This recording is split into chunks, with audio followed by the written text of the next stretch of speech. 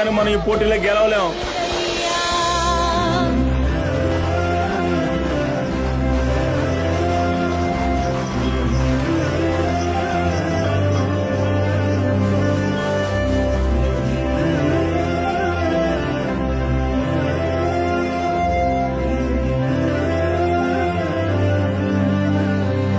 సవాల్, ఈ ఇంట్లో తాతయ్య డెడ్ బాడీ తీసే లోపల ఆ అమ్మాయిని తీసుకొచ్చి తన నోటి వెంట ఐ లవ్ యూ అని చెప్పిస్తాను. ఇది నేను విసిరే సవాల్.